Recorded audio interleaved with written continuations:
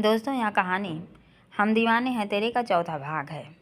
हमें आशा है आप लोगों को पार्ट ज़रूर पसंद आएगा। जिन लोगों ने पहले सुन रखा ये कहानी वो लोग इग्नोर कर दीजिए। और दोस्तों, लाइक करने के बाद हाइप का ऑप्शन आता है, तो इसलिए प्लीज़ दोस्तों हाइप करिए। चलिए दोस्तों, कहानी स्टार्ट करते हैं। और चैनल पर नए हैं तो प्लीज़ सब्सक्राइब कर लीजिए। थोड़े समय तक तालाब के पानी से स्थिर हुई अहाना की ज़िंदगी में फिर से दो लोगों की एंट्री हुई है। ये उसे स्थिर रहने देते हैं या फिर कंकर मार फिर से उसमें हलचल लाएंगे। आगे देखते हैं क्या होता है कि अहाना अब यहाँ तालमेल बिठा पाएगी या नहीं। तुम कौन हो? उसने पूछा। जी, मैं यहाँ काम करती हूँ। नई नौकरानी हो? उसको बिना गौर से देखे उसने पूछा और दनाता अंदर आ गया। जी। वह धीरे से बोलकर चुप हो गई तो वह बैग एक किनारे फेंक दोनों हाथ फैलाए सोफे पर पसर गया। उसके पीछे पीछे उसका ही हम उम्र लड़का, पर शरीर में थोड़ा दुबला पतला, आंखों पर नज़र का चश्मा लगाए, टी शर्ट और जीन्स पहने था। वह भी बैठ गया। शायद ये उनका भतीजा है, अहाना ने अंदाज़ा लगाया। ए सुनो, भूमिक ने आवाज़ दी। जी। 2 गिलास पानी ले आओ। जिलाती हूँ कहती वह किचन में चली गई और 2 गिलास में पानी ले आई। क्या नाम है तुम्हारा? चश्मे वाले ने उसे धीमी आवाज़ में पूछा। अहाना। बहुत अच्छा नाम है। अच्छा ये बताओ अहाना, बुआ कितनी देर तक आएंगी? आप उनके भतीजे हो? हाँ। कुछ बताकर नहीं गई हैं? मैं मैडम को फ़ोन करके पूछती हूँ कि कितनी देर में आएंगी।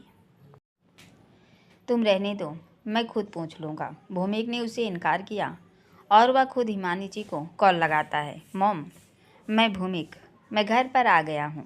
आप कब तक आ जाओगे? थोड़ा लेट हो जाएगा, पर अहाना है वहाँ। हिमानी जी उत्तर में बोली। ये नई नौकरानी रख ली क्या आपने? नौकरानी नहीं है, मेरी पीए है। पीए है तो यहाँ क्या कर रही है? बाद में बताऊँगी। तो ऐसा कर, उसके पास फ़ोन दे, मैं उससे बात करती हूँ। भूमिक उसको फ़ोन दे देता है। अहाना, हिमानी जी ने अहाना से कहा। जी मैडम। भूमिका और अर्चित आए हैं? जी मैडम। उनको खाना खिला देना, तब तक मैं आती हूँ। हिमानी जी ने अहाना को उन्हें खाना खिलाने को कहा तो अब वह फ़ोन भूमिक को वापस पकड़ा कर किचन में चली गई। जो भी बना था उसको डाइनिंग पर लगाकर उन्हें परोस देती है। अहाना, ये खाना तुमने बनाया है? अर्चित ने खाते हुए पूछा। जी, कुछ मैंने और कुछ कुक ने। बहुत अच्छा है, थैंक यू। अहाना मुस्कुराई तो अर्चित भी मुस्कुरा दिया। अब ये दोनों आराम के इरादे से अपने कमरे में चले गए तो अहाना वो सब बर्तन उठाकर किचन में रख देती है और वह खुद भी अपने रूम में आ गई। शाम के समय हिमानी जी आई तो भूमिक और अर्चित को देखकर बहुत खुश थी। काफ़ी देर वे बातें करते रहे। भूमिक का तो यही जाने, पर तुम बताओ अर्चित, आगे क्या करने वाले हो? मैं तो फ़िलहाल फ़ोटोग्राफी कंपटीशन की तैयारी कर रहा हूँ। कैसा कंपटीशन? बुआ, फ़ोटोग्राफी पहले शौक़ था पर अब फैशन बन गया है। उसका ही कंपटीशन है अगले हफ्ते गोवा में, तो उसके लिए कुछ अच्छे फ़ोटोग्राफ खींचने हैं, तो इधर उधर घूमना पड़ेगा। तुमने क्या सोचा है भूमिक? उन्होंने भूमिक पर नजरें टिकाई। अभी कुछ नहीं सोचा, वह लापरवाही से बोला। कब सोचेगा? समय होगा तो हो जाएगा। समय हो चुका है कि अब तुम भी अपना डेब्यू करो। मेरी इस बारे में 1-2 बड़े फाइनेंसर और डायरेक्टर से बात चल रही है, तो तुम भी इसके प्रति सीरियस हो जाओ। ओके मॉम, जैसा आपको बेटर लगे। मैडम, चाय कॉफ़ी कुछ लेंगे? अहाना ने पूछा। तुम दोनों पियोगे? उन्होंने भी हामी भरी तो अहाना तीनों के लिए चाय बनाकर ले आई। अर्चित को यहाँ फ़ोटोग्राफी का शौक़ है। हिमानी जी चाहती हैं भूमिक भी उनकी तरह फिल्म इंडस्ट्री में हाथ आजमाए, इसलिए पढ़ाई के बाद उसे अपने पास ही बुला लिया है। 1-2 दिन में अहाना ने हिमानी जी की तरह ही भूमिक और अर्चित का काम भी संभाल लिया। दोनों के कमरे मेंटेन करना, उनकी ज़रूरत का ध्यान रखना, सब काम वही करने लगी। अर्चित को जहाँ यह सब अच्छा लगता, भूमिक उसके काम में मीन में एक निकाल उस पर ताने मारने से बाज नहीं आता था, पर अहाना इन सब से बेपरवाह अपना काम करती। धीरे धीरे ही पर अहाना उनके साथ एडजस्ट करने लगी। अर्चित जहाँ फोटोग्राफी की वजह से बाहर ही रहता, भूमिक अधिकतर दोस्तों और पार्टियों आदि में मग्न रहता, इसलिए कुछ गलत आदतें उसने पाल ली है, जैसे स्मोकिंग करना, देर रात पार्टियों में जाना, शराब आदि पीना, जो कभी फिलहाल हिमानी जी से छिपकर ही करता है। इससे वे अनभिज्ञ हैं। एक दिन अहाना हिमानी जी के लिए जूस लिए ऊपर जा रही थी, तभी ऊपर से दंदनाते भूमिक से टकरा गई, जिस वजह से गिलास और ट्रे नीचे गिरकर टूट गए। What hell are you doing? कितनी बार बोला है मेरे सामने मत आया करो, पर नहीं, तुम्हें तो वहीं आना है जहाँ मैं होता हूँ। मोम भी ना जाने कैसे कैसे लोगों को काम पर रख लेती हैं। भूमिक ने अहाना को बुरी तरह डांटा तो अहाना के आंसू टपक पड़े। उसको रोता देख वह और ज़्यादा भड़क गया। टेसू क्यों बहाने लगी? जाओ उसे साफ करो, पहले गलती करो, डांट से बचने आंसू बहाने लग जाओ। वह उसे बोला तो अहाना बिना कुछ बोले एक एक कर वह कांच के टुकड़े बटोरने लगी, तो भूमिक बड़बड़ाता बाहर निकल गया। भूमिक जब तक अहाना को उसको नौकरानी होने का एहसास दिलाता और उसे डांटता, पर अर्चित उससे बिल्कुल अलग था, बिल्कुल शांत। भूमिक से अहाना दूर ही रहती, उसके सामने आने से बचती थी, पर अर्चित के घर आते ही खुश हो जाती। वह उससे अच्छे से बात करता, उसके साथ हंसी मजाक भी करता। वह अक्सर दूसरे शहरों में जाता रहता था, और जब भी वहाँ से आता अहाना के लिए कुछ भी वहाँ से कुछ न कुछ जरूर लाता। इस बार गोवा से लौटा तो उसे देख अहाना खुश हो गई। अर्चित जी आ गए, कैसे हैं आप? उसे दरवाजे पर देख खुशी उसके चेहरे पर झलकी। बहुत अच्छा, तुम बताओ कैसी हो? मैं बढ़िया हूँ। वह आकर सोफे में बैठा और गले में टंगा कैमरा साइड में रखा। तब तक अहाना उसके लिए पानी ले आई। अर्चित जी, आप हमेशा ये कैमरा लेकर क्यों घूमते रहते हैं? अहाना ने हंसते हुए पूछ लिया। मुझे फोटोग्राफी का शौक़ है, इसलिए। हाँ, वो तो पता है, पर हर समय इसको टांगे रहते हैं। या मेरा प्यार है। हाँ हाँ यार, प्यार और कैमरा से? वह हंस दी। क्यों नहीं हो सकता? तुमने किया है कभी किसी से प्यार? प्यार ना, नहीं। उसने मुश्किल से आंखों से छलकने से आंसू रोका। अहाना, मैं तुम्हारे लिए गोवा से कुछ लाया हूँ। क्या? अहाना सहज होने की कोशिश करती बोली। उसने बैग में हाथ डाल एक पैकेट निकाला। गोवा की पारंपरिक ज्वेलरी, कानों के झुमके और गले का नेकलेस था, जो छोटे छोटे सीप, शंख और मूंगे के बने थे। ये तो बहुत सुंदर हैं, मेरे लिए हैं। अहाना के चेहरे पर मुस्कान आ गई। हाँ, तुम्हारे लिए हैं। पहन के दिखाओ, फिर फ़ोटो खींचूंगा। अहाना ने पहने और उसने उसकी एक दो फ़ोटो खींच ली। अर्चित जी, आप कभी अपने घर क्यों नहीं जाते? मम्मी पापा कहाँ रहते हैं? मम्मी पापा है नहीं, बचपन में गुजर गए थे। बुआ के पास रहा हूँ बचपन से। अब तो यही मेरी सब कुछ है, यही मेरा घर है। उसने एक गहरी सांस लेकर कहा, तो अहाना भी खामोश हो गई। बिना माँ बाप के होने का दर्द क्या होता है वह भी समझती है, तो उसे अर्चित से सहानुभूति होने लगी।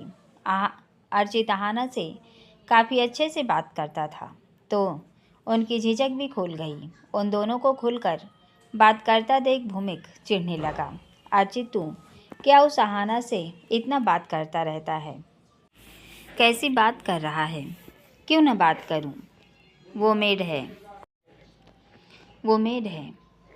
मेड नहीं है वो, पीए है बुआ की।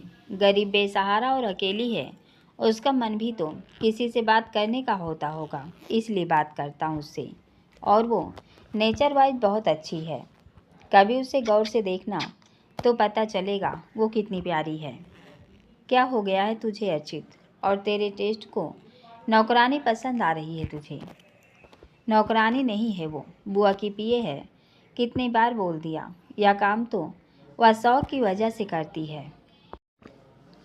और जैसा तू सोच रहा है मैं उसे वैसे पसंद नहीं करता, बस मुझे अच्छा लगता है उससे बात करना। अच्छा, तुझे कुछ दिखाता हूँ क्या? भूमिक बोला। देख आहाना का फ़ोटो। यार आहाना इतनी खूबसूरत है। मैं उसके लिए गोवा से ज्वेलरी लाया और उसका फ़ोटो खींचकर अपनी साइट पर अपलोड किया और एक दिन में इतने सारे लाइक और व्यू आए। सब पूछने लगे कौन है। अर्चित ने फ़ोटो दिखाया तो भूमिक पूछता है, क्या वाह, सच में इतनी सुंदर है? हाँ, बहुत। तूने गौर नहीं किया होगा, पर उसे बोलते हुए सुनेगा तो लगेगा फूल झर रहे हों, जैसे आवाज़ में, जैसे मीठा शहद। उसकी बोलती आंखें बिन बोले हजार बातें करती हैं और उसके होंठ के पास गाल पर तिल है। इतना ज़्यादा खूबसूरत लगता है। कभी गौर से देखा तूने उसे? नहीं, मैं क्यों देखूँगा, तू ही देख ले। और क्या है ये? आवाज़, फूल, शहद, all that. Are you mad? अच्छा चल ये रहने दे। तू ये समझ कि वो बहुत प्यारी है और उससे भी ज़्यादा वो बहुत अच्छे नेचर की है। तेरा तो दिमाग खराब हो गया है। तू ही देख ले उसे और उसके नेचर को। मुझे उसे देखने में कोई इंटरेस्ट नहीं है, बिकॉज मेरा स्टैंडर्ड बहुत हाई है जिसे मैं नीचे नहीं गिराना चाहता। आई एम अपकिंग सुपरस्टार भूमिका वंशी। लड़कियां मरती हैं मेरी लुक पर और मुंबई की सारी लड़कियां मर नहीं गई जो मैं उसे देखूंगा, और सपोज मर भी गई तब भी नहीं देखूंगा। अच्छा चल ये बता, मैंने तुझसे तुझसे सिगरेट का पैकेट मंगवाया था, वो कहाँ है? वह वहाँ से उड़ता हुआ बोला। भूमिक, कम से कम यहाँ तो स्मोकिंग मत कर। बुआ ने देख लिया तो उन्हें बुरा लगेगा।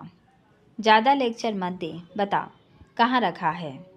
तेरे रूम के ड्रॉअर में रखा है। भूमिक वहाँ से चलता आया तो देखा आहाना उसके कमरे की सफाई कर रही थी। उस पर बिना ध्यान दिए वह ड्रॉअर खोलता है, पर वहाँ सिगरेट का पैकेट था ही नहीं। उसे आहाना पर शक हुआ। ए सुनो, वह आहाना से बोला। जी, तुम्हें कितनी बार बोला है कि मेरी चीज़ों को मत छेड़ा करो। मैंने कुछ नहीं छेड़ा। आहाना धीरे से बोली। नहीं छेड़ा तो? यहाँ ड्रावर में कुछ पड़ा था, वो कहाँ गया? उसके बोलने से आहाना घबरा गई, क्योंकि वह उसे डस्टबिन में फेंक चुकी होती है। मैम देखती तो उन्हें बुरा लगता, तो फेंक दिया। वह मुश्किल से बोल पाई। भूमिक ने सुना तो आपा खो दिया। तुम्हारी इतनी हिम्मत की तुमने? वह दंदनाता आहाना की तरफ आया तो आहाना डर के मारे वहाँ से बाहर भाग गई और उसके पीछे भूमि भी दौड़ता आ गया। रुक जा, वरना अच्छा नहीं होगा। उसने आहाना को रुकने कहा, पर आहाना नहीं रुकी। भागते हुए लोहे ग्रिल पर उसकी चुन्नी अटक गई तो उसे रुककर पीछे मुड़ना पड़ा। तो भूमि के उसकी चुन्नी के दोनों पल्ले पकड़कर उसकी गर्दन पर लपेट देता है और ज़ोर से अपनी तरफ खींचा तो अब वह बेबस थी। क्यों किया तुमने ऐसा? हिम्मत कैसे हुई मेरी चीज़ों को छेड़ने की? वह ज़ोर से चिल्लाया तो आहाना सहम गई। बोल नहीं तो यहाँ से नीचे फेंक दूंगा। वह चुन्नी को उसके गले पर लपेटकर उसे ग्रिल से नीचे झुकाता बोला। आहाना की नज़र नीचे गई तो डर के मारे गिन्नी बंद गई। मुँह से कुछ नहीं फूट रहा था। भूमिक की चीखने की आवाज़ से हिमानी जी और रचित भी अपने कमरे से निकल कर आ गए। भूमिक, क्या कर रहा है ये? छोड़ आहाना को, हिमानी जी जोर से बोली तो उन्हें देखकर वह थोड़ा सकपकाया। बात क्या हो गई और ये क्या बदतमीजी है? हिमानी जी ने पूछा। मॉम, इतने में इसने मेरे ड्रावर से। क्या ड्रावर से? उसके पूछने से वह सकपका गया। तो क्या बताए? कुछ न सूझा। मेरे ड्रावर में मेरी गोल्ड की रिंग पड़ी थी, मिल ही नहीं रही। यही वहाँ सफाई कर रही थी, इसने चुराई होगी। वही इससे पूछ रहा था, बता नहीं रही। भूमिक ने खुद की आफत छुड़ाने आहाना पर इल्ज़ाम लगाया, जिसे सुनकर आहाना हक्की बक्की थी। हिमानी जी ने सुना तो विश्वास तो नहीं हुआ।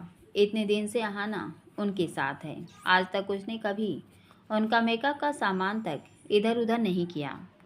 वो लड़की गोल्ड रिंग चुराएगी। यकीन नहीं हो रहा था, पर भूमिक क्यों उस पर इतना बड़ा इल्ज़ाम लगा रहा है, यह वजह भी समझ नहीं आ रही थी। तो वह उससे अहाना को छोड़ने को कहती हैं। पहले उसे छोड़ो, फिर बात करो। उनके कहने से भूमिक ने अहाना को हवा में लटका रखा था, ऊपर खींचा और जोर से धक्का दिया तो वह ज़मीन पर गिरी, जिससे उसके सिर पर चोट आ गई। तो वह सिर पकड़कर बैठ गई। हिमानी जी को भूमिक का यह व्यवहार नागवार गुजर रहा था, जिसके लिए वह अपना गुस्सा उस पर जाहिर भी करती हैं, पर वह ऐसा क्यों कर रहा, वह वजह भी उन्हें समझ नहीं आ रही थी।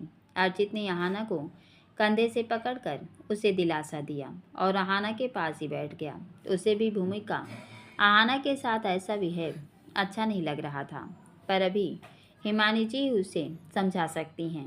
गुस्से में वह किसी की नहीं सुनता, तो बोलना भी व्यर्थ है। भूमिक, क्या है ये?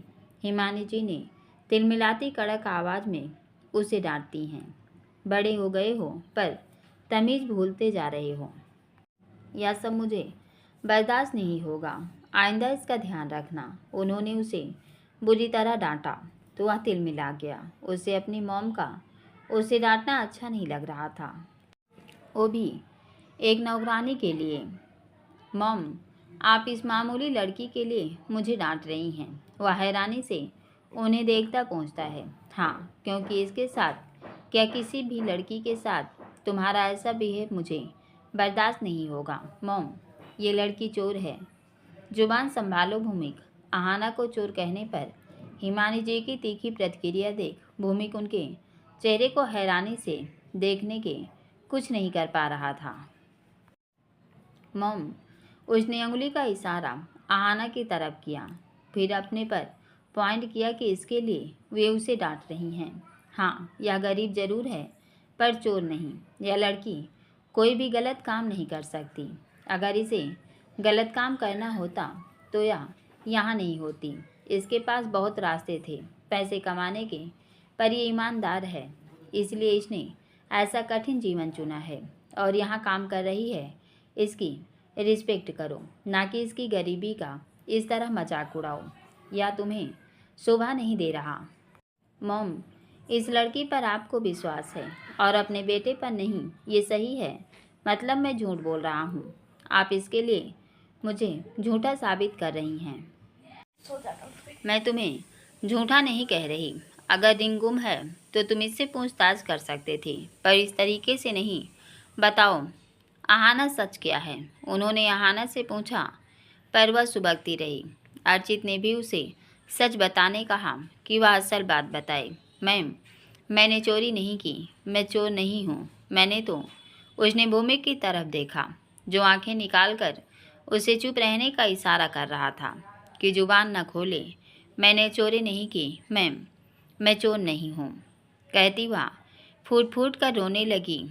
तो अब भूमिक वहाँ से दंदनाता अपने रूम में चला गया। तो अभिमानी जी अहाना को भी ढांढस बांधती हैं। चुप हो जाओ अहाना, उसकी बातों का बुरा मत मानो। वहीं कहीं रख दी होगी रिंग, मैं अभी ढूंढ कर देती हूँ। चलो तू यहाँ से। उन्होंने उसे जाने को कहा तो अहाना वहाँ से अपने कमरे में आ गई। इस संसार में सबसे बड़ा अभिशाप है गरीबी। गरीब की कोई इज्जत नहीं होती है। अपनी गलत आदत को छिपाने या कितनी आसानी से उसे चोर साबित कर दिया गया।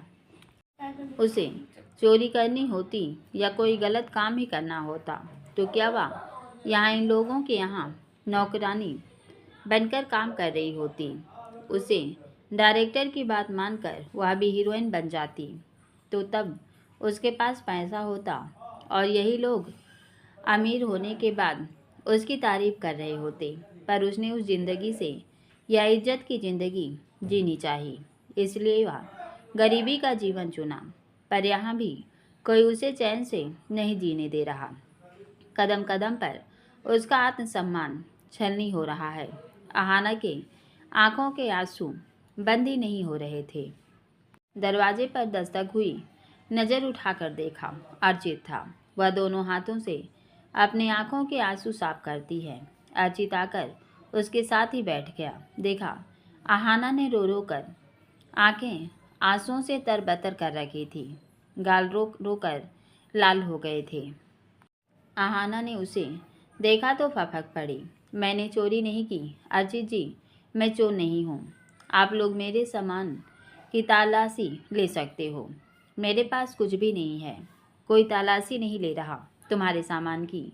मुझे पता है तुमने कुछ नहीं किया है। मैं बस तुम्हें ये कहने आया था कि भूमि को अक्ल नहीं है कि किससे कैसे बात करनी है। इसकी समझ नहीं है अभी उसे, पर तुम तो समझदार हो, तो उसकी बात को दिल पर मत लो और शांत हो जाओ। मैडम, वो क्या सोच रही होंगी? कोई कुछ नहीं सोच रहा। तुम्हें किसी को सफाई देने की भी ज़रूरत नहीं है। अर्चित ने आहाना को ढांढस बंधाया। थोड़ी देर उससे बात की और अब वह वापस आ गया। ताकतवर अपनी ताकत का इस्तेमाल हमेशा ही निर्बल को दबाने के लिए करता है। मानव स्वभाव ही ऐसा होता है। शायद तभी अपनी गलती छुपाने एक मासूम लड़की पर चोरी का इल्ज़ाम लगाते भूमिक जरा भी नहीं झिझका कि उसकी इस हरकत से उसके आत्मसम्मान को कितनी ठेस पहुंची होगी।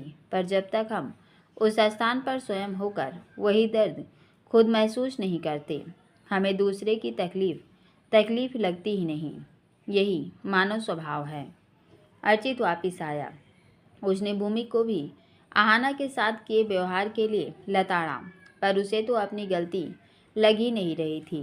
तुम भी मॉम की तरह उसकी साइड ले रहे हो तो कह देना उसे, नौकरानी है तो नौकरानी की तरह रहे। मेरी चीज़ों को हाथ लगाने की कोशिश न करे, वरना उसका इस घर में रहना दूरब तो कर ही दूंगा। उसे इस घर से बाहर करने में मुझे समय नहीं लगेगा। भूमिक, ये कैसे बोल रहा है आहाना के लिए? अर्चित ने उसे डांटते हुए कहा। बिल्कुल ठीक कह रहा हूँ। उसकी हिम्मत तो देखो, मेरा गोल्ड फ्लैग का पैकेट डस्टबिन में फेंक दिया। उसकी गुस्ताखी की सज़ा थी। आइंदा ऐसी गुस्ताखी करेगी तो इससे भी बड़ी सज़ा मिलेगी। भूमिक पर अर्चित के समझाने का कोई असर नहीं होता। उल्टा वह तो आहाना पर ही नाराज़ था। भूमिक से स्वभाव से सभी परिचित हैं। पिता के संरक्षण के बिना हिमानी जी ने उसे पाला है। माँ बाप दोनों बनकर उसे प्यार देना चाहा, पर उनकी व्यस्तता से वे भूमिक को समय नहीं दे पाई और ना वे उसको ज़्यादा कुछ बोल पाती हैं। आहाना की भी मजबूरी कि यहाँ काम न करे तो क्या करे। उसके कदम वहाँ से उठने न दिए और एक और इल्ज़ाम, एक और अपमान का घूंट पीकर रह गई। हमेशा ही तो सहती आई है, कभी नौकरानी की बेटी के रूप में, कभी खुद नौकरानी के रूप में। एक दो दिन इस बात पर तनाव चलता रहा, फिर सब सामान्य हो गया। हिमानी जी ने एक दो बार रिंग वाली बात भूमिक से कहनी चाहिए, पर वह टालता रहा। आहाना भी सब भूला फिर से अपनी दिनचर्या में बिजी हो गई। अब फर्क ये था कि घर पर कम रहती, हिमानी जी के साथ जाने लगी और भूमिक के सामने तो वह पड़ती ही नहीं थी। उसके कमरे में भी तब सफाई करने जाती जब वह घर पर ना होता। वहीं दूसरी तरफ भूमिक के मन में भी आहाना के लिए नफरत बढ़ने लगी। उसे लगता आहाना उसकी मॉम और उसके दोस्त अर्चित को उससे दूर कर रही है, इसलिए वे उसके बजाय उसकी तरफदारी करने लगे हैं। आहाना उस घटना के कुछ दिन बाद अर्चित आवाज़ देता उसके पास आया। जी बोलिए अर्चित जी, क्या तुम्हें अपनी फ़ोटो खिंचाने का शौक़ है? सबको ही होता है, पर आप क्यों पूछ रहे हैं? इस बार मैं एक बहुत बड़े कंपटीशन में पार्टिसिपेट कर रहा हूँ जिसकी थीम वीमेन है। मतलब ये कि वीमेन से रिलेटेड फ़ोटो खींचना है। अगर जीत गए तो बहुत बड़ा इनाम भी मिलेगा और पेरिस फ़ोटो एग्जीबिशन में भाग लेने का मौका भी मुझे मिलेगा और भी बहुत कुछ मिलेगा। अर्चित एक्साइटेड होकर कहता है, ये तो बहुत अच्छी बात है। हाँ है, पर मुझे इसके लिए तुम्हारी हेल्प चाहिए। वो कैसे? मैं अपनी थीम में तुम्हें जगह देना चाहता हूँ, अगर तुम्हारी इजाज़त हो तो। मुझे क्या आपत्ति होगी? ओके डन, पर उसके लिए तुम्हें कुछ दिन मेरे साथ अलग अलग लोकेशन पर जाना पड़ेगा। वहाँ मैं तुम्हारी फ़ोटोज़ बनाऊँगा और तुम्हारी फ़ोटोज़ के बदले तुम्हें पैसे भी मिलेंगे। पैसे? हाँ। कितने? अभी तो यही 40-50 हज़ार तक, और अगर मैं विनर रहा तो उसमें से भी मैं तुम्हें शेयर दूंगा। ये तो काफ़ी ज़्यादा है। हाँ। पैसे की बात सुन आहाना सोच में पड़ गई। अगर उसे पैसे मिल गए तो अब वैभव और वान्या के पैसे लौटा सकती है। सोचकर वह हाँ कह देती है। मैडम इजाज़त देंगी? मन में यह भी शंका थी तो पूछ लिया। मैं उनसे बात कर लूँगा। अर्चित ने आहाना से कहा तो वह तैयार हो गई। उसके लिए वो पैसे काफ़ी ज़्यादा थे। वह उनको वान्या और वैभव का खर्चा किया लौटा सकती थी। अर्चित ने हिमानी जी से आहाना को साथ ले जाने की इजाज़त मांगी तो अभी ज़्यादा एतराज़ नहीं दिखाती।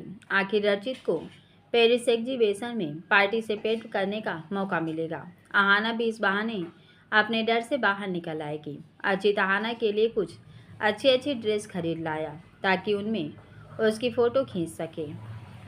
अगले दिन वह आहाना को सबसे पहले पास के ही जुहू बीच पर ले जाकर वहाँ की अलग अलग लोकेशन पर आहाना की फ़ोटो खींचने का प्लान बनाता है।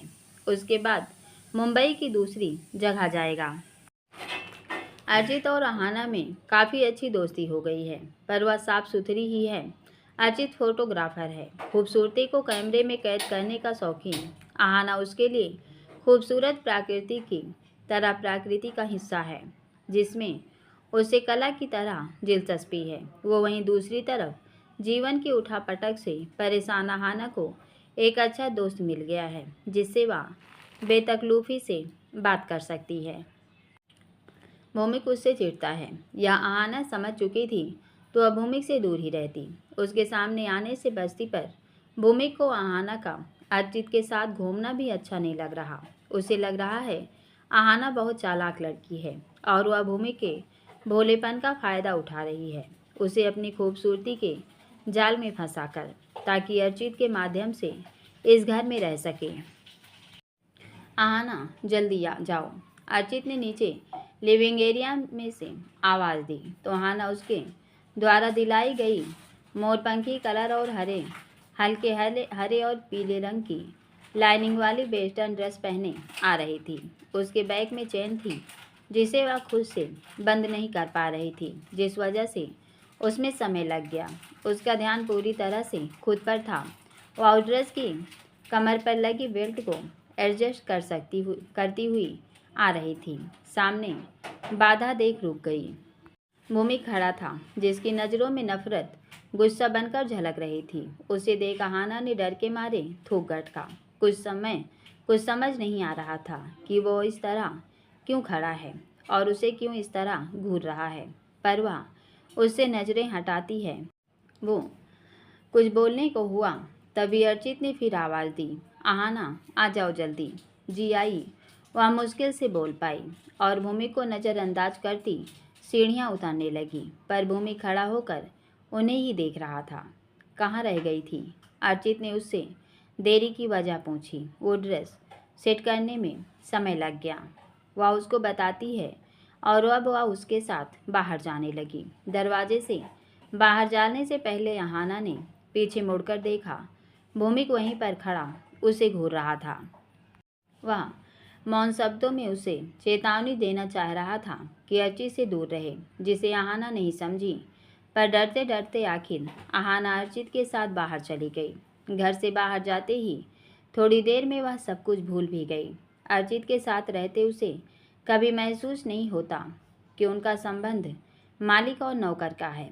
वे दोनों सहज होकर बात करते हैं। जुहू बीच पर पहुंचकर एक दो लोकेशन पर फ़ोटो खींचने के बाद अर्चित ने उसे रेत में एक जगह पर बैठने को कहा और अब वह अलग अलग एंगल से उसकी फ़ोटो खींचने लगा। आहाना बिल्कुल हिलो मत, बाल ठीक करो, सामने देखो। फ़ोटो क्लिक करते अर्चित उसे तरह तरह की इंस्ट्रक्शन दे रहा था और आहाना उसकी बात मानकर वैसा ही कर रही थी। आहाना फेस इस तरफ करो ताकि तुम्हारा गालों का तिल भी कैमरे पर आ सके। ऐसे सुनते ही अचानक हंसता चेहरा उदास हो गया और वह अतीत में पहुंच गई। छोटी मालिक को भी पेंटिंग का शौक था। सामने वाले की शक्ल हूबहू कागज पर उतार कर ऐसे रंग भरते थे कि लगता तस्वीर बोल पड़ेगी। उस दिन भी अपने बाग में खड़े हुए रंगों को कैनवास पर उतार रहे थे। वह उनके लिए कॉफ़ी लेकर आई तो गौर से देखने लगी थी।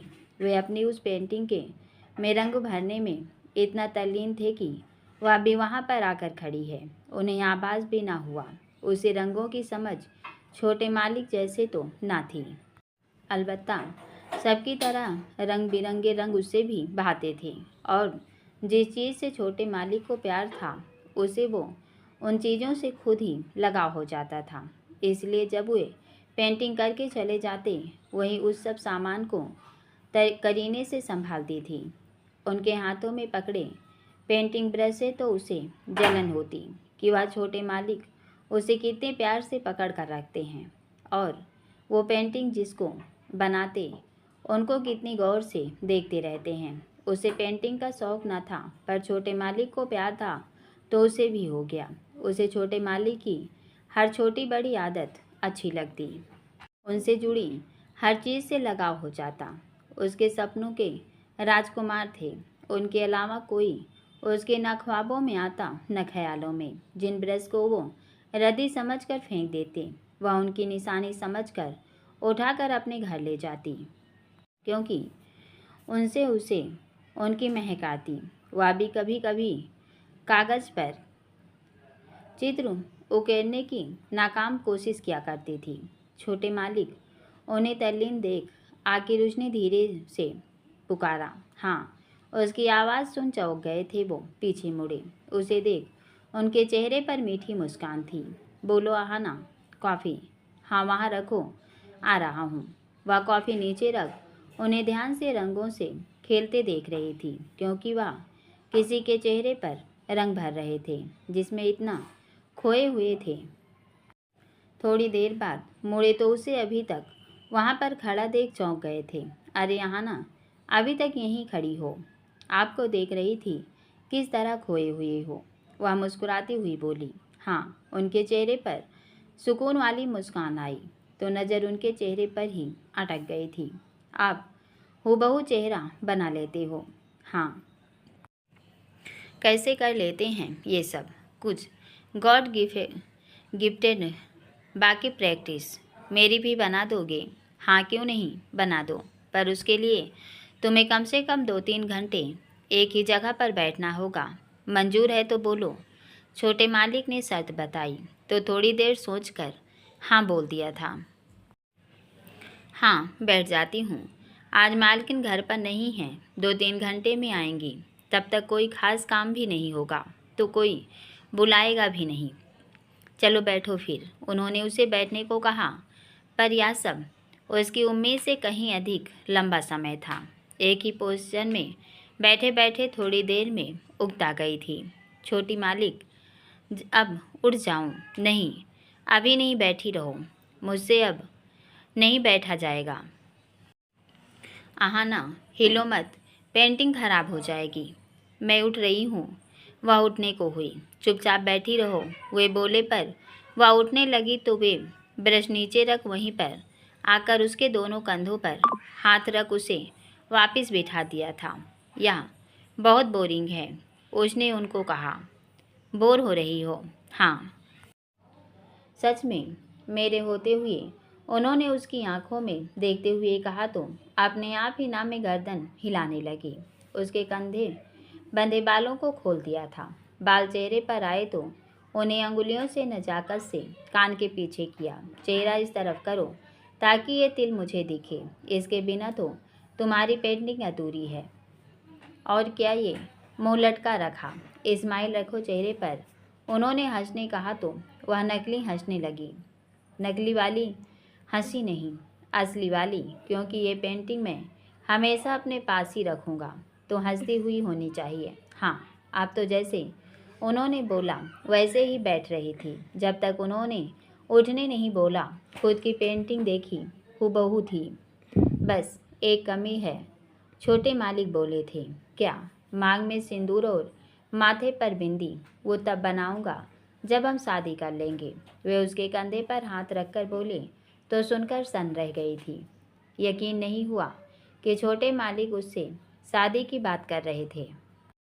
आंखों में खुशी के मारे आंसू छलक आए थे। शादी सुनकर हकला गई थी वह। हाँ शादी, आप मुझसे शादी करेंगे? हाँ, पर यह कैसे संभव है? क्यों नहीं संभव? मालकिन मानेंगी? अभी नहीं, समय लगेगा, पर उनको मानना ही पड़ेगा। उनकी बातों में दृढ़ता थी, विश्वास था, और उसे लगा वह दुनिया की सबसे खुशनसीब लड़की है कि छोटे मालिक जैसा पति उसे मिलेगा। उसे उसका प्यार मिल जाएगा। या तो चांद मिलने जैसा कठिन था, पर उसे अपने छोटे मालिक पर विश्वास था। जो बोलते हैं वही करते हैं। प्रांजल, वंशिका की आवाज़ कान में पड़ी तो दोनों चौंक गए थे। वह चलती हुई वहाँ पर आ गई थी। उसकी नज़र पेंटिंग पर पड़ी। आहाना की पेंटिंग देख उसने आपा खो दिया था। तुमने इस नौकरानी की पेंटिंग बनाई है? मैं तो कितने दिनों से तुम्हारे पीछे लगी थी, पर तुमने मेरी पेंटिंग नहीं बनाई। और इसकी वह क्रोध में भर उठी थी। वहाँ पड़ा काला रंग उठाया और पेंटिंग की ओर फेंक दिया। उसका खूबसूरत चेहरा बिगाड़ दिया था। छोटे मालिक ने देखा तो बौखला गए। एक जोर का थप्पड़ वंशिका के गालों पर लग गया। आइंदा ऐसी गुस्ताखी करने की जुर्रत मत करना। प्रांजल, तुमने इसके लिए मुझे मारा। इसके लिए नहीं, पेंटिंग के लिए। वे दंदनाते वहाँ से चले गए तो वंशिका ने एक जोरदार थप्पड़ उसके गालों पर मारा। शर्म नहीं आती? नौकरानी होकर मालिक पर डोरे डाल रही हो। तुम्हारी वजह से प्रांजल ने मुझ पर हाथ उठाया। तुम्हारी जैसी लड़कियां जो गरीबी में पैदा होती हैं, अपनी खूबसूरती का इस्तेमाल कर बड़े घरों की बहू बनने का ख्वाब देखती हैं, पर वो अपनी औकात भूल जाती हैं। याद रख, नौकरानी मालिकों की राह तो बन सकती है, पर पत्नी नहीं बन सकती। वंशिका की थप्पड़ की गूंज से अधिक उसके बोले शब्द दिल में चुभे थे, जो अभी भी कान में गूंजने लगे तो हाथ गाल पर चला गया और आंखों से आंसू टपक पड़े। आहाना, क्या हुआ? रोने क्यों लगी? उसे रोता देख अर्चित ने पूछा। कुछ नहीं, लगता है आंख में कुछ चला गया। उसने बहाना बनाया। क्या हो गया? अर्चित वहीं पर आ गया। चेहरा भी उदास हो गया। अब फोटो खींचने में मज़ा नहीं आ रहा। चलो फिर वापस चलते हैं। आहाना बोली तो अर्चित ने भी अपना कैमरा पैक किया। आते हुए दोनों ने एक अच्छे से होटल में लंच किया और घर आ गए। आहाना, थक गई होगी, तुम भी रेस्ट करो। अपने कमरे में बढ़ता अर्चित बोला तो वह भी सीढ़ियाँ चढ़ती ऊपर अपने कमरे में आ गई। कपड़े चेंज करने को हुई, कमर पर लगी बेल्ट उतारी और हाथ बैग में ले जाकर चेन खोलने लगी। तभी अचानक दरवाज़ा खोलने की आवाज़ आई, साथ ही बंद होने की भी। यह देख वह पलटी। भूमिक था, जिसने एक हाथ से उसका मुंह बंद कर दिया ताकि वह चिल्लाए ना। वह बेहद घबरा गई थी। डर के मारे टांगों में कंपन होने लगा। तू अर्चित से दूर रहेगी। उसके भोलेपन का फ़ायदा उठा रही है अपनी खूबसूरती दिखाकर, पर मैं ऐसे नहीं होने दूंगा। तुम मुझे नहीं जानती, मैं भूमिक हूँ, भूमिक आरवंशी। आइंदा अगर उसके आसपास मंडराई तो जिस खूबसूरत चेहरे का इस्तेमाल उसके फंसाने के लिए कर रही है, उसको बिगाड़ कर रख दूंगा। आहाना की आंखों से आंसू टपकने लगे। उसे सांस लेने में भी दिक्कत हो रही थी। वह उसका हाथ छुड़ाने लगी, पर उसकी पकड़ मजबूत थी। आहाना ने बहुत कोशिश की उसका हाथ छुड़ाने की। जब उसने नहीं छोड़ा तो उसके हाथ पर दांत से काट देती है, जिससे भूमि को अपना हाथ हटाना पड़ता है। वह उसे धक्का दे बाहर जाना चाहती थी, पर वह उसे फिर से पकड़ लेता है और उसकी गर्दन पकड़कर दीवार से सटा देता है। उसकी लाल आँखों और घूरती नज़रों का सामना करना आहाना के लिए मुश्किल हो रहा था। नहीं, प्लीज़ नहीं। आहाना आँखों में आंसू लिए उसे गुहार कर रही थी कि ऐसा न करे, पर भूमि को यह सब आहाना का ड्रामा लग रहा था। तू बहुत बड़ी ड्रामेबाज है। पैदाइशी ऐसी ही है या इसकी भी कहीं से ट्रेनिंग ली है। अपना हुस्न और ये आंसू दिखाकर अर्चित और मॉम को फंसाकर इस घर में परमानेंट घुसना चाहती है। ये सच नहीं है। आहाना ने सफाई देनी चाहिए पर सब बेकार था। यही सच है। मैं तुम्हारी जैसी लड़कियों को अच्छी तरह से जानता हूँ। हाई स्टेटस वाले लड़कों को आगे पीछे मंडराती है ताकि उनको अपने हुस्न के जाल में फंसा सके और वो हासिल कर सके जो उनके पास नहीं है। तू पूरी प्लानिंग के साथ मॉम को सिम्पथी लेकर इस घर में घुसी है, वरना तुझे देख लगता है कि तू नौकरानी है। कोई भी तुझे किसी भी काम पर रख लेता, पर तू जानबूझकर नौकरानी बनकर इस घर में आई है ताकि अपना मकसद हासिल कर सके। भूमिक तो अपनी बनाई थ्योरी में फंसा हुआ था, जहां आहाना एक मुजरिम है जिसकी हर दलील झूठी थी। इसलिए आहाना के आंसू नकली और रोना नाटक लग रहे थे। वह उसे वैसे ही पकड़े पूरी ताकत से बेड में पटक देता है, जिससे अब आहाना और अधिक डर गई। न जाने वह क्या चाहता है। ना, नहीं प्लीज, ऐसा कुछ मत करो। तेरे साथ ऐसा कुछ नहीं करूँगा क्योंकि मैं गंदी चीज़ों को नहीं छूता। मैं बस तुझे चेतावनी देना चाहता हूँ। जो तूने नाटक करके मॉम और अर्चित को फंसाकर इस घर में रहने का प्लान बनाया है, मेरे होते या कामयाब नहीं हो सकता। चाहती हो कि जिंदा रहो तो इस घर से दफ़ा हो जाओ, वरना वहाँ उसके चेहरे को एक हाथ से पकड़कर दांत पीसते हुए चेतावनी देता है। मैं तो गरीब बेसहारा हूँ। मैंने आपका क्या बिगाड़ा है? क्यों मेरे साथ ऐसा कर रहे हैं? न जाने मुझसे क्या गलती हो गई है। मैं तो अब कभी आपके कमरे में भी नहीं आती, आपकी चीज़ों को भी नहीं छेड़ती। मुझे जॉब की ज़रूरत है, इसलिए यहाँ नौकरी कर रही हूँ। आप मुझे यहाँ से निकालेंगे तो मैं अकेली कहाँ रहूँगी? मुझ पर तरस खाइए। वह हाथ जोड़कर उससे गुहार कर रही थी। आंसुओं से गाल तरबतर थे, पर भूमि को यह सब भी ड्रामा लग रहा था। ड्रामेबाज साली कितना ड्रामा करती है। नहीं, मेरा यकीन कीजिए, मैंने ऐसा कुछ ड्रामा नहीं। बिल्कुल चुप। भूमिका रघुवंशी के सामने जुबान खोली। तुम्हारी इतनी औकात नहीं है, इसलिए मेरे सामने कभी बोलने की जरूरत मत करना। और आइंदा अगर तुम अर्चित के आसपास मंडराई तो वह हाथ उसकी गर्दन पर ले गया। मुझे वक्त नहीं लगेगा तुम्हारा गला दबाते। मैं उनसे बात भी नहीं करूँगी। कहीं और जॉब मिली तो मैं यहाँ से चली जाऊँगी। आहाना ने उससे गुहार की, पर वह उसे छोड़ नहीं रहा था। आखिर वह उसे जोर का धक्का देती है और कमरे से बाहर जाने दरवाज़ा खोलने को हुई कि भूमिक ने उसे पीछे से पकड़ना चाहा, जिससे उसके ड्रेस की चैन उसके हाथ में आ गई और वह पूरी खुल गई। भूमिक अब उसे छोड़ देता है। आहाना भी अब बाहर जाने के बजाय दीवार का सहारा लिए खड़ी हो गई। वह बुरी तरह घबरा चुकी थी। दीवार पर घिसटती नीचे बैठकर फूट फूट कर रोने लगी। भूमिक भी अब असहज हो पर जाने से पहले अंतिम चेतावनी देता है।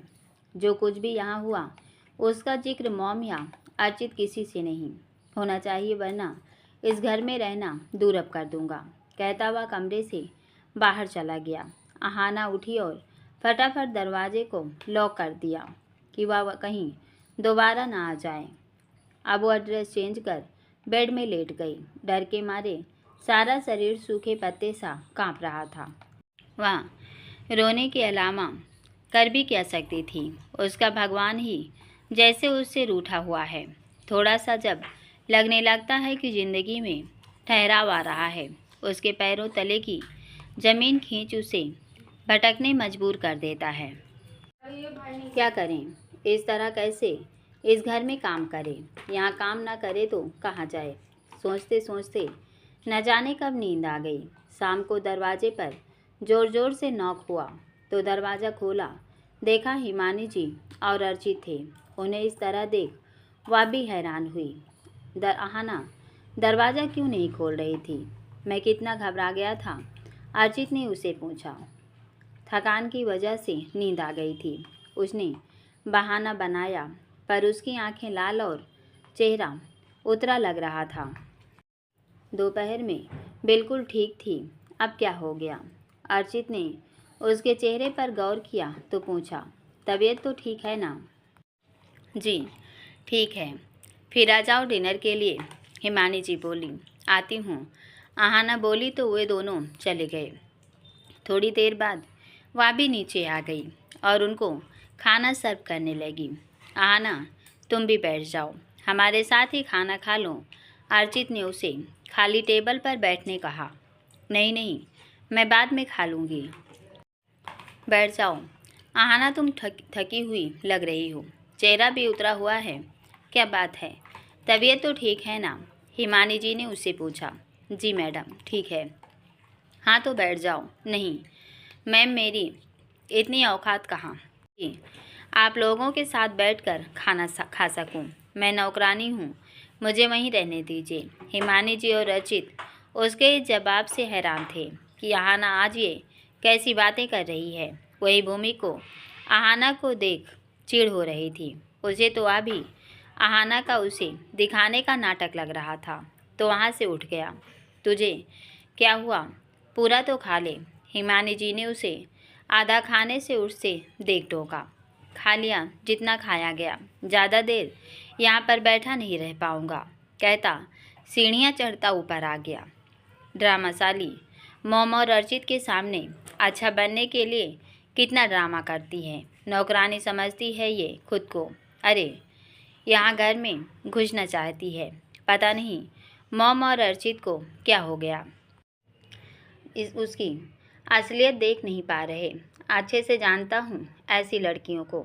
चेहरे पर बेचारगी और मासूमियत का लबादा ओढ़े दौलत की भूखी होती हैं। वह बड़बड़ाता अंदर अपने कमरे में बढ़कर दरवाज़ा बंद कर सिगरेट लेकर वॉशरूम में चला गया, पर संतुष्टि नहीं हुई तो बाहर आकर एक और सिगरेट सुलगा ली और बेड से सिर टिकाए कस खींचने लगा।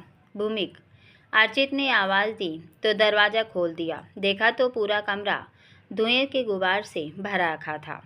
क्या है ये भूमिक? मेरी जगह बुआ होती तो दरवाज़ा ही नहीं खुलता। तुझे भी अगर लेक्चर देना है तो जल्दी दे और चला जा। क्या हुआ है तुझे? क्यों चिढ़ा पड़ा है? और तूने कुछ कहा क्या आहाना को? उसके ऐसी बातें कहते ही वह हड़बड़ा गया। क्यों? उसने कुछ कहा क्या? उसने कुछ नहीं कहा, पर दोपहर तक तो ठीक थी। अब पता नहीं क्या हो गया है, बात नहीं कर रही है। वो बात नहीं कर रही तो तेरा खाना नहीं पच रहा क्या? जब तक उससे बात नहीं करेगा। ऐसी बात नहीं है तो कैसी बात है? तुझे समझ नहीं आ रहा है, फंसा रही है तेरे को।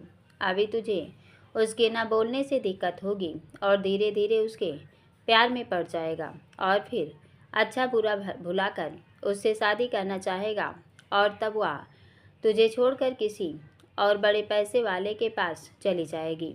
फिर मत आना मेरे पास रोते हुए कि वो मुझे छोड़कर चली गई है। तेरा तो सच में दिमाग खराब हो गया है। आहाना सिर्फ मेरी दोस्त है और तू क्या सब लड़कियों को एक ही तराजू के में तौलता रहता है? सब क्या एक जैसी होती हैं साली? सब एक जैसी होती हैं। पैसे की भूखी मैंने अच्छी तरह से जानता हूँ। किसकी गाड़ी में बैठना है और किसे कितना भाव देना है, ये बैंक बैलेंस देखकर डिसाइड करती हैं। जिसके पास ज़्यादा पैसा उसी की गाड़ी में बैठती हैं। याद नहीं अपने कॉलेज की लड़कियों और आहाना को एक ही तराजू पर तौल रहा है। वो बेचारी किस्मत की मारी सपने देखने की उम्र में नौकरानी की तरह काम कर रही है और तू उसके बारे में कितना गलत सोचता है। ये सब इसका ड्रामा है। सिम्था मेन काम, ये कितनी बड़ी ड्रामेबाज है। तुझे और मोम को अच्छी समझ नहीं आ रहा है। तब समझ आएगा जब बात हाथ से निकल जाएगी। तू ही समझदार है इस घर में, मैं और बुआ तो बेवकूफ़ हैं। और नहीं तो क्या। तू अपनी ये थ्योरी अपने पास ही रख, मुझे समझ नहीं आती। सोने जा रहा हूँ, कहता अर्चित कमरे से बाहर चला गया। पर भूमिक बेचैन था। नहीं अर्चित, मैं तुझे उस मक्कार लड़की के जाल में नहीं फंसने दूंगा। उसको ये घर छोड़ना पड़ेगा। मैं उसे मजबूर कर दूंगा या घर छोड़ने। उसका चेहरा कठोर हो गया। भूमिक ने उसे डराने के बाद अब आहाना अर्चित से बात नहीं कर रही थी, जिससे वह परेशान है। उसे फोटो शूट के लिए ले जाना चाहता था, पर आहाना साफ इनकार कर देती है। अचानक आहाना का यूं बदल जाना अजित को समझ नहीं आ रहा था। उसने आहाना से पूछना चाहा, पर वह खामोश है, जैसे वह उससे बात करना चाहता है। बहाना बनाकर इधर उधर निकल लेती। 3-4 दिन आहाना के व्यवहार में न कोई बदलाव आया, न वह अर्चित से बात कर रही थी। अर्चित को उसका फोटो शूट भी करना था, जो अधूरा पड़ा था, और किसी भी हाल उसे पूरा करना है। आखिर वह मौका देख जब भूमिक घर पर नहीं था, उसके कमरे में आ गया। आहाना ने उसे अपने कमरे में देखा तो सांसें फूल गई। आप यहाँ क्या कर रहे हैं? बाहर जाइए, किसी ने देख लिया तो तूफान आ जाएगा। क्यों तूफान आ जाएगा? किसका डर है? बुआ तो ऐसे नहीं कह सकती। तो बचा भूमिक। आहाना, भूमिक ने तुम्हें कुछ कहा क्या? अर्चित ने आहाना से पूछा। नहीं, मुझे किसी ने कुछ नहीं कहा।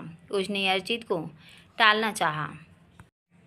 तुम्हारे अचानक बदलने की वजह भूमि की है, मैं अच्छे से समझ रहा हूँ। अर्चित की आवाज़ गंभीरता का पुट लिए थी। अर्चित बिना सही बात जाने टालेगा नहीं। आहाना भाप चुकी थी तो गहरी सांस ली। चेहरे पर आते जाते भाव को स्थिर करने की कोशिश करती है। अर्चित जी, मेरी मजबूरी है कि मुझे जीवन यापन के लिए जॉब और सर ढकने के लिए छत की ज़रूरत है, जो मुझे हिमानी जी की मेहरबानी से मिल रहा है। मैं एक नौकर हूँ और आप मालिक लोग, तो मुझे वहीं रहने दीजिए। न मुझे किसी से ज़्यादा हमदर्दी चाहिए, न दोस्ती। तो प्लीज़ आप भी मुझे परेशान मत कीजिए। आहाना रुआसी होकर बोली। आहाना, मैं समझ चुका हूँ। तुम्हें भूमिक ने मुझसे बात करने से मना किया है, अर्चित ने पूछा, पर आहाना चुप थी। एक्चुअली उसे तुम्हारे यहाँ होने से ही प्रॉब्लम हो रही है। उसके ऐसे बोलने से अब आहाना उसे देखने लगी तो अर्चित ने गहरी सांस लेकर सुर धीमा किया। दरअसल सिर्फ तुम ही नहीं, उसे हर लड़की से प्रॉब्लम है। उसके ऐसे कहने से आहाना चौंक गई। ऐसा क्यों? आहाना जानने उत्सुक थी। ये समझ लो कि उसका लड़कियों को लेकर एक्सपीरियंस अच्छा नहीं है, तो मन में नफ़रत की भावना बैठ गई है। इसलिए वो सभी लड़कियों से चिढ़ने लगा है। अगर उसने तुम्हें कुछ बोला है तो इग्नोर हिम योर गॉड सा सेफ। अर्चित की बात सिर्फ चिढ़ने भर की होती तो मलाल नहीं, पर मैंने उनकी आंखों में अपने लिए नफ़रत देखी है, वो भी गहरी वाली नफ़रत। ऐसे में मैं यहाँ भला काम कैसे कर पाऊँगी? वो मालिक हैं और मैं नौकर। अगर उन्हें मुझसे प्रॉब्लम है तो मैं कैसे यहाँ टिक पाऊँगी? पहले तो खुद को नौकरानी कहना और समझना बंद करो। तुम भी बुआ की पीए हो और भूमिक तुम्हारा मालिक नहीं है, बुआ हैं, तो उसे और उसकी बातों को इग्नोर करो। बात समझो आहाना, भूमिक जो अभी दिखता है वो हमेशा ऐसा नहीं था। उसके हालात ने उसे ऐसा बनाया है। ये नहीं कहूँगा कि वो पहले बहुत स्वीट था, क्योंकि नॉर्मल लाइफ उसे कभी नहीं मिली। पहले उसके मॉम डैड की अनबन, उसके बाद तलाक और उसके बाद लंबे कानूनी लड़ाई के बाद बुआ ने उसकी कस्टडी हासिल की है, क्योंकि उसके डैड उसे अपने पास रखना चाहते थे। भूमिक को दोनों का प्यार चाहिए था, जो उसे नहीं मिला। बुआ भी अधिकतर शूटिंग में बिजी रहती तो उसे अकेलापन लगता था। जब से मैं यहाँ आया, उसका भाई, दोस्त, सब कुछ मैं ही हूँ। वह मुझे बहुत प्यार करता है और चाहता है कि मैं हर्ट ना हो उसकी तरह, इसलिए तुम्हारे साथ ऐसा बिहेव कर रहा है।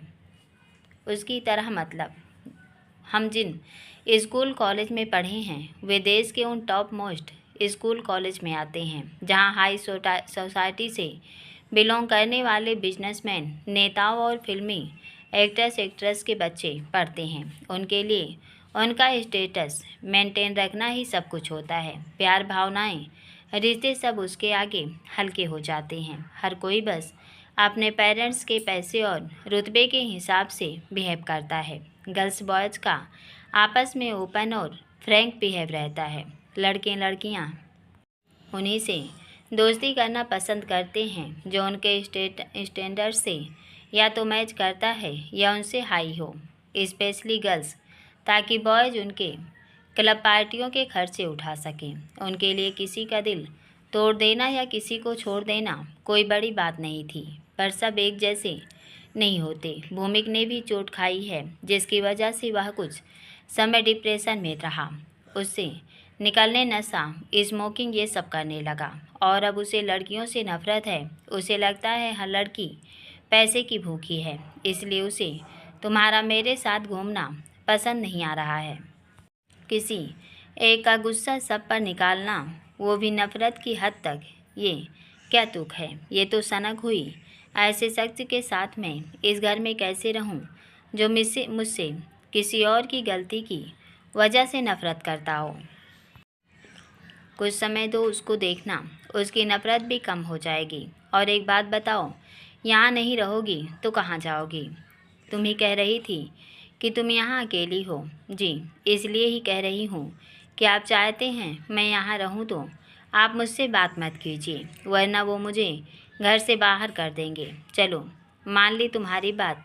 भूमिक नहीं चाहता कि तुमसे मेल जोल रखूँ, तो जब भूमिक घर पर होगा तब हम बात नहीं करेंगे। और तुम बाहर नहीं जाना चाहती मेरे साथ, तो जब भूमिक बाहर रहेगा उस समय घर में या लॉन गार्डन में फ़ोटो क्लिक कर लूँगा, तब कोई प्रॉब्लम नहीं होगी क्योंकि उसे पता ही नहीं चलेगा। ओके, अर्चित ने राह सुझाई, जो आहाना को भी जच गई और वह भी इसके लिए हामी भर देती है। भूमिक जब बाहर चला जाता तब अर्चित उसका फ़ोटो शूट करता। उसके बाद आहाना और अर्चित भूमिक के सामने बात ही नहीं करते थे ताकि उसे यकीन हो जाए, पर यह सब करके भी भूमिक के मन में आहाना के लिए नफ़रत कम नहीं हो रही थी। पर हाँ, उस दिन के बाद उसने बदतमीजी तो नहीं की, पर गलती से आहाना सामने पड़ती तो उसे खा जाने वाली नज़रों से घूरता कि आहाना का खून जमकर चेहरा सफ़ेद पड़ जाता। आहाना भूमिक से बहुत डरने लगी। फ़ोटो शूट तो किसी तरह बिना भूमिक को पता लगे पूरा हो गया था और अर्चित ने आहाना को उसके 50,000 भी दे दिए जो वह इस संडे वान्या को लौटाने जाने वाली थी। पर यहाँ भी अब उसे काम करने में खास मन नहीं लग रहा था। वह हर समय डर के साए में रहती कि कहीं भूमिक उसे अर्चित के साथ न देख ले, तो उसने इस बारे में हिमानी जी से बात करने की सोची। रात का खाना खाकर हिमानी जी कमरे में आई तो आहाना भी उनके साथ आ गई। उनके कपड़े तय करके अंदर रखे, उनका मेकअप बॉक्स ठीक किया और उनके साथ ही बैठ गई। उसके चेहरे पर बेचैनी के भाव को पढ़कर हिमानी जी समझ गई थी कि आहाना को कोई बात खाए जा रही है। क्या बात है आहाना, कुछ कहना है? उन्होंने उससे पूछा। जी, कहो मैम, आप तो बहुत लोगों को जानती होंगी, उनसे कहकर आप मुझे कोई और जॉब दिला दो। क्या कह रही हो? यहाँ क्या दिक्कत है? हैरानी से हिमानी जी ने उससे पूछा, क्योंकि उन्हें भी उससे लगाव सा हो गया था। हर समय उसकी सेवा में हाजिर रहती, भला ऐसा कोई नौकरियाँ पीए कर पाता जैसे आहाना करती है। उनकी भूमिक से ज़्यादा बात नहीं होती। अर्चित अधिकतर बाहर ही रहता है। आहाना ही है जिससे वो अपनेपन से बात करती हैं। अब वो भी जाने की बात कर रही थी तो हैरानी से उसे देखने लगी। यहाँ भी कब तक रहूँगी? कब तक का क्या मतलब? इस शहर में और कौन है तुम्हारा? किसी ने कुछ कहा क्या तुम्हें? नहीं। तो यहाँ क्या प्रॉब्लम है? सैलरी ज़्यादा चाहिए? नहीं नहीं मैम, जितना आप मेरे लिए करते हैं वो तो कोई भी नहीं कर सकता। ऐसा है तो मन में ऐसा ख्याल क्यों आया? अच्छा, अब ऐसा करो, घर के बजाय मेरी पीए का काम परमानेंटली संभाल लो। मेरे साथ बिजी रहोगी तो ऐसे ख्याल मन में नहीं आएंगे। Okay ma'am. हिमानी जी ने अधिकार से उसे रोका तो वह ना नहीं कर पाई। एक शख्स की नफरत की वजह से वह हिमानी जी और अर्चित जी जैसे लोग अच्छे लोगों को क्यों खोए। यहाँ से बाहर भी जाएगी तो भूमिक से भी बुरे लोग मिलेंगे। सब कुछ सोच विचार कर आखिर वह हिमानी जी का घर छोड़ने का विचार त्याग देती है। अब अहाना ने उनकी पीए का काम ही संभालना शुरू कर दिया। घर पर कम रहती तो भूमिक से आमना सामना भी कम होता। उसके सामने वह और अर्चित भी कम ही बात करते तो भूमिक को भी यकीन हो गया कि अब अहाना ने अर्चित का पीछा छोड़ दिया है, तो अब वह उसका गुस्सा थोड़ा कम हो जाता है। अर्चित पुणे गया हुआ था तो खाने की टेबल पर सिर्फ भूमिक और हिमानी जी बैठी थी। खाना उनको अहाना ही परोसती है तो वह वहीं कर रही थी। खाना खाते हुए हिमानी जी भूमिक से बोली, भूमिक, परसों एक पेज 3 पार्टी है, मैं चाहती हूँ तुम भी मेरे साथ चलो। मैं वहाँ क्या करूँगा? तुम क्या करोगे? ये कैसा क्वेश्चन है? वहाँ बड़े बड़े director, producer, businessman, actors, actress और तो होंगे ही, मीडिया भी होगा। और जब मीडिया के सामने आओगे तभी तो लोगों को तुम्हें जानने में इंटरेस्ट होगा। और निहारिका जी से भी बात हुई है, अपनी मैगजीन के स्पेशल कॉलम में तुम्हारा आर्टिकल छापने पर सहमत हुई हैं। एक बार तुम उनके कॉलम में आ गए तो सबकी अपने आप तुम में दिलचस्पी हो जाएगी, क्योंकि उनका रिकॉर्ड है। जिस भी न्यूकमर को उन्होंने अपने कॉलम में जगह दी है उसे सफल होने से कोई नहीं रोक सकता। और जल्द ही तुम्हारा डेब्यू को भी लेकर भी बात फाइनल होने वाली है। जब तक लोगों से मिलना जुलना बढ़ा लो। निहारिका जी वही फेमस जर्नलिस्ट हैं। भूमिक ने उत्सुकता से उनकी तरफ देखा। हाँ, ओके मॉम, जैसा आपको ठीक लगे। भूमिक ने सहमति जताई। तब दोनों ने खाना खाया। आहाना, तुम भी खाना खाकर मेरे रूम में आ जाओ। आज सिर भारी सा हो रहा है, थोड़ा दबा दो। तुम्हारे हाथ में जादू है, नींद की गोली से भी तेज असर करता है।